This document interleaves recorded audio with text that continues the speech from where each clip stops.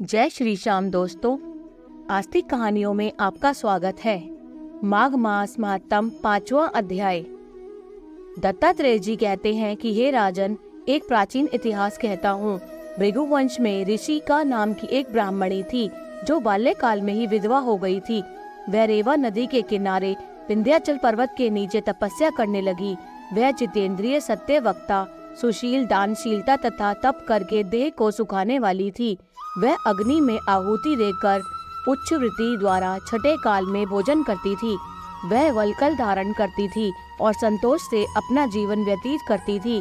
उसने रेवा और कपिल नदी के संगम में 60 वर्ष तक माघ स्नान किया और फिर वहीं पर ही मृत्यु को प्राप्त हो गई।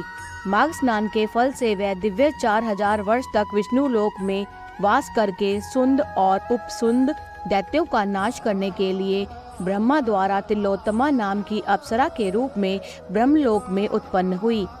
वह अत्यंत रूपवती, गान विद्या में अति प्रवीण तथा मुकुट कुंडल से शोभायमान थी। उसका रूप, यौवन और सौंदर्य देखकर ब्रह्मा भी चकित हो गए।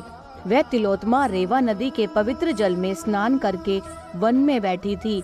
तब सुंद व उपसुंद के सैनिकों ने चंद्रमा के समान उस रूपवती को देखकर अपने राजा सुंद और उपसुंद से उसके रूप की शोभा का वर्णन किया और कहने लगे कि कामदेव को लज्जित करने वाली ऐसी परम सुंदरी स्त्री हमने कभी नहीं देखी। आप भी चलकर देखें।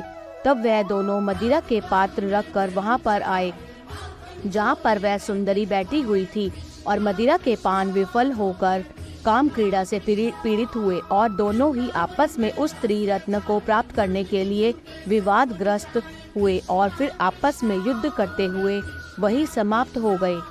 उन दोनों का मरा हुआ देखकर उनके सैनिकों ने बड़ा कोलाहल मचाया और तिलोत्तमा काल रात्रि के समान उनको पर्वत से गिराती हुई 10 दिशाओं को प्रकाशमान करती हुई आकाश में चली गई और देव कार्य सिद्ध करके ब्रह्मा के सामने आई। तो ब्रह्मा जी ने प्रसन्नता से कहा कि हे चंद्रवती, मैंने तुमको सूर्य के रथ पर स्थान दिया।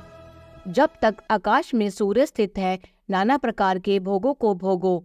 सो हे राजन, वह ब्राह्मणी अब भी सूर्य के रथ पर माघ मास स्नान के उत्तम भोगों को भोग रही है।